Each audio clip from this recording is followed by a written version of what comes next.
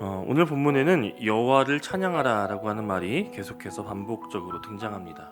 그런데 이렇게 하나님을 찬양하는 그 주체가 입이 있어서 노래를 부르고 손이 있어서 악기를 연주할 수 있는 사람 혹은 천사뿐 아니라 모든 자연 세계, 특히 3절과 4절에서는 해와 달과 별 등 생명이 없는 물체들도 하나님을 찬양하라 그렇게 명령하고 있습니다. 즉 하나님의 손으로 지음받은 모든 피조물들이 존재 그 자체로 하나님을 찬양할 수 있다라고 이야기하는 것입니다.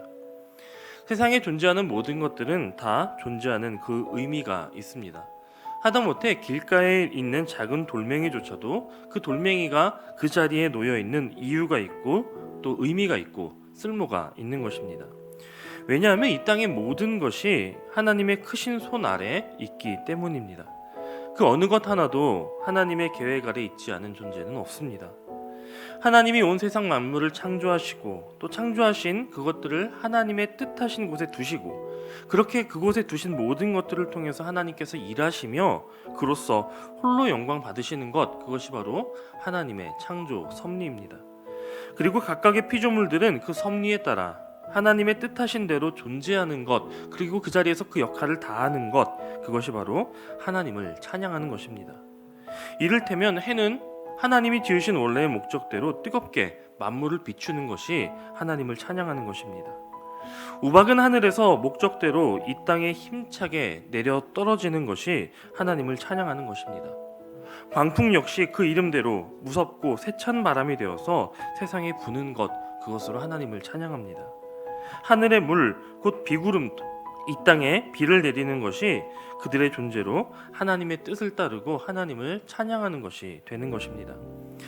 이처럼 온 세상 자연 만물이 자신의 자리에서 그 지으신 대로 그 역할을 감당하며 존재하는 것으로 하나님의 영광을 찬양한다면 우리는 어떻게 하나님을 찬양해야 할까요? 앞서 이야기한 대로 사람이 입으로 음을 내고 또 가락을 지어서 가사대로 노래를 부르는 것만이 하나님을 찬양하는 것이 아닙니다. 우리의 본래 창조된 목적대로 또 우리를 지으신 그 존재대로 살아가는 것이 바로 하나님의 영광을 드러내며 드높이는 찬양이 됩니다. 그렇다면 먼저 우리는 우리의 존재를 생각해 보아야 할 것입니다. 우리 인간은 흙과 하나님의 호흡의 결합이라고 말할 수 있을 것입니다. 흙으로 창조되었습니다. 그렇기 때문에 우리는 흙답게 살아가야 합니다. 우리는 강철로 지음받지 않았고 금으로 만들어지지 않았습니다. 하나님의 호흡이 없으면 연약하기 그지없는 부서지고 무너져버리는 그런 낮은 존재일 뿐이라는 사실을 우리는 기억하며 늘 겸손하게 살아야 하는 것입니다. 그렇기 때문에 하나님 앞에서 혹은 세상 속에서 누구를 대할 때나 나의 강함을 드러내서는 안 됩니다. 또한 우리 가운데 있는 하나님의 호흡을 기억해야 합니다. 우리가 아무렇지 않게 생각하고 아무런 생각조차 하지 않고 당연하게 들이마시고 내뱉는 한 줌의 호흡 역시 내 마음대로 내 힘대로 하는 것이 아니라는 것을 기억해야 합니다. 하나님이 우리를 지으실 때 생기를 불어넣어 주셨기 때문에 오늘 내가 호흡할 수 있음을 깨닫고 그 호흡 하나조차도 소중하게 여길 수 있고 그 안에서도 하나님께 감사할 수 있는 마음을 갖게 되면 우리는 우리가 누리는 삶의 모든 것들을 통해 하나님의 은혜를 깨닫고 또 하나님의 주권을 인정할 수 있게 되는 것입니다. 우리는 흔히 하나님을 내가 무엇인가가 잘 되고 기쁜 일이 있을 때에만 찬양하기 쉽습니다. 내가 소원하던 일이 이루어지거나 혹은 내가 은혜 받았다고 느껴질 때에 하나님의 이름을 높이고 찬양하는 것이죠. 하지만 우리는 우리의 존재 자체로 겸손히 하나님을 찬양해야 합니다. 내 삶에서 무엇인가를 이루어 주셨기 때문이 아니라 오늘 내가 이 땅에 존재하고 한 줌의 숨을 내쉴 수 있는 것만으로도 그 자체만으로도 우리는 높으신 하나님을 찬양할 수 있는 충분한 이유가 된다는 것을 기억하며 온전히 하나님만 더욱 바라볼 수 있게 되기를 간절히 소원합니다. 10절까지는 그렇게 하나님의 지으신 피조물의 존재 그 자체로서 하나님을 찬양할 것을 명령했다면 11절부터는 조금 다른 성격의 부름이 있음을 보게 됩니다. 바로 세상의 왕들, 모든 백성들, 고관들, 재판관들 이들이 하나님의 영광을 찬양해야 한다라고 말하고 있는데 여기 언급된 직분들 혹은 역할들 역시 하나님의 섭리 가운데 주어진 자리임을 기억해야 합니다.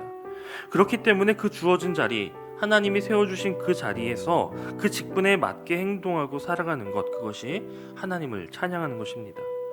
왕은 맡겨진 영토 속에서 백성들을 하나님의 명령대로 잘 다스리고, 고관들은 백성들을 위해 자신에게 주어진 그 역할을 충실히 수행하고, 재판관들은 뇌물을 받지 않고 오직 공의와 법률에 따라, 질서에 따라 백성들을 재판하는 것이 하나님을 찬양하는 것이 된다는 것입니다. 그리고 백성들은 이와 같은 왕을 섬기고 고관들을 섬기고 재판관을 섬기고 사람을 섬기는 것이 아니라 그들을 세우시고 가장 높으신 왕 중의 왕이신 하나님을 섬기는 것, 그것이 바로 하나님을 찬양하는 것입니다. 이처럼 각자의 자리에게 주어진 그 삶의 자리에서 그 역할을 잘 감당하는 것이 바로 하나님을 찬양하는 일입니다. 마찬가지로 오늘 우리의 삶 속에서 우리는 모두 맡은 역할과 직분이 있습니다. 우리가 서 있는 곳이 그 어디이든 그 현장에서 최선을 다해서 하나님이 맡겨주신 그 삶의 역할들을 다하는 것이 곧 우리 하나님을 찬양하는 길이 되고, 그때 하나님은 우리의 뿔이 되셔서 우리를 높이신다는 것을 기억하시기 바랍니다. 우리가 서 있는 자리에서 혹 내가 높아지는 일이 없도록 늘 살피시기 바랍니다. 우리가 가진 것이 우리의 힘이 아니라, 우리가 누리는 것이 나를 능력 있게 하는 것이 아니라 오직 하나님만이 우리를 높이시는 능력이시라는 것을 기억하며 오직 하나님만을 찬양하는 삶을 살기 위해 오늘도 성실과 진실로 또 겸손함으로 살아가는 저와 여러분이 되시기를 주님의 이름으로 간절히 축원합니다.